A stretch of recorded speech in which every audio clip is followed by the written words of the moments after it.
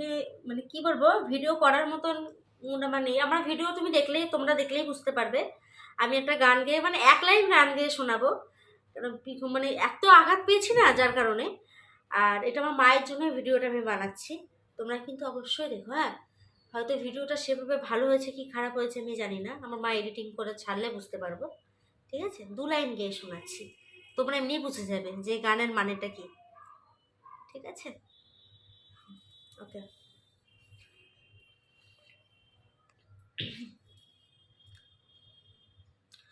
বুঝবে না কেউ, বুঝবে না কি যে মনের ব্যথা,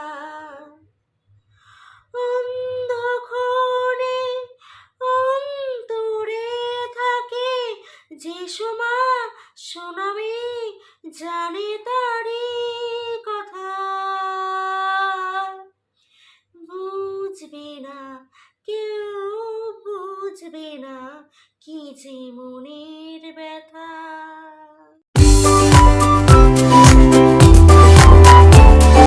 গুড মর্নিং, তোমরা সবাই কেমন আছো? আজকে শরীরটা ভালো না, এর জন্য বেশি হেসে হেসে হচ্ছে কথা বলতে পারছি না।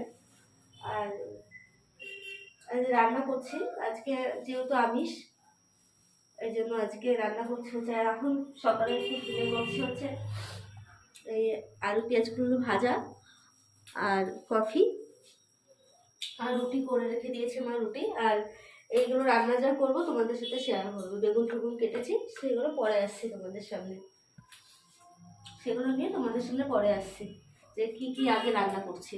তোমরা সবাই ভালো আছো তো?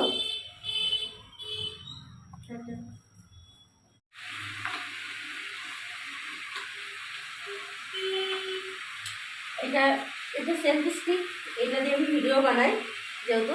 আর কোনো সময় দুটো হাত যখন আমি দেখাই লোকের সামনে, ভাবে কি লোকে ভাবে যে কে ভিডিও বানিয়ে দেয়, কে ধরিয়ে দেয়। তা না, আমি এটা দিয়ে ভিডিও বানাই, যখন দেখি যে এটা সরানো তখন সরিয়ে দিয়ে আবার দুটো হাত সামনে নিয়ে আসি, এইভাবে ভিডিও বানাই এটা দিয়ে।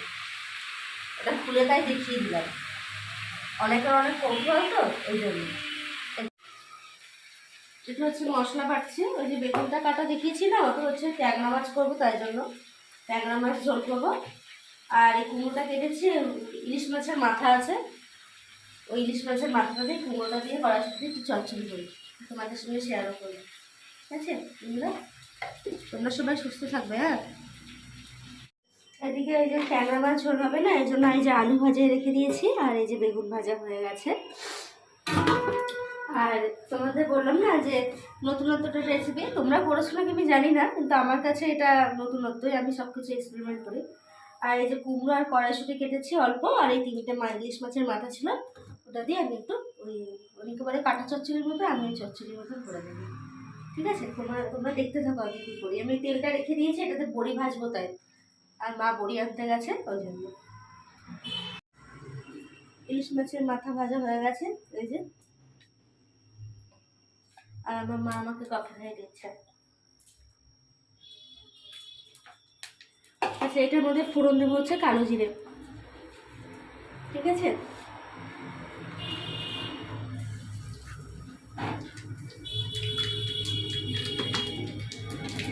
মিষ্টিটা পরে দেবো, কালো জিরে ফোড়নটা আগে দেবো।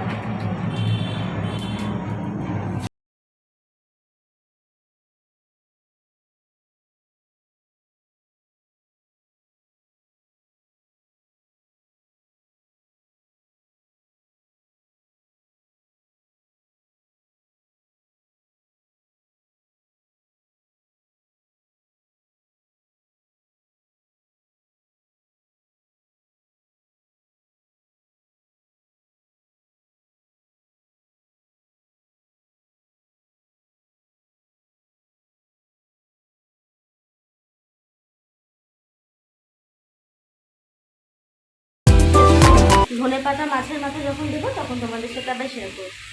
এটা বুঝতে দিচ্ছি।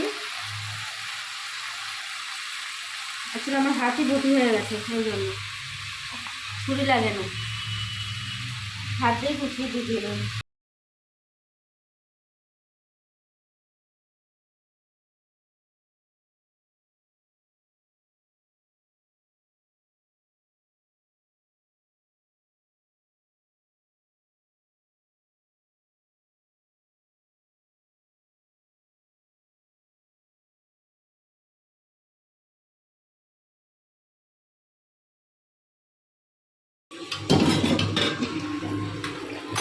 এই যে দেখো কড়াইশুঁটি দিয়ে ইলিশ মাছের মাথা দিয়ে কুমড়ো দিয়ে চচ্চড়ি কেমন হয়েছে তোমরা জানাবে।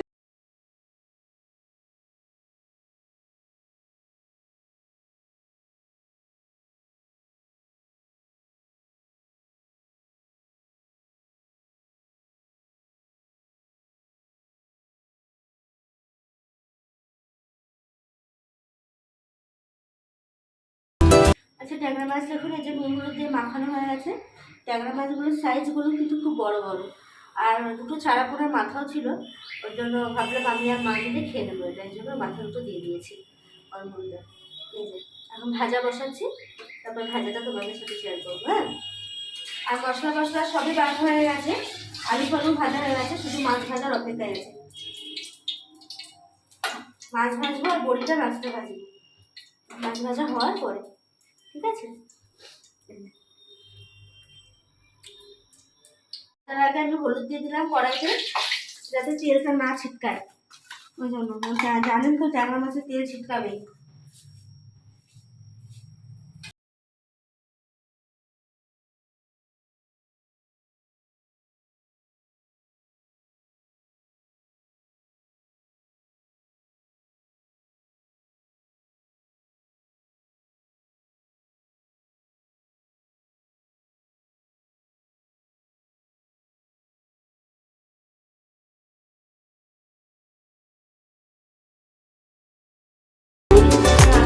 সব এই যে মশলা বেটে রেখেছি, ওই বাটা দিয়ে দিলাম।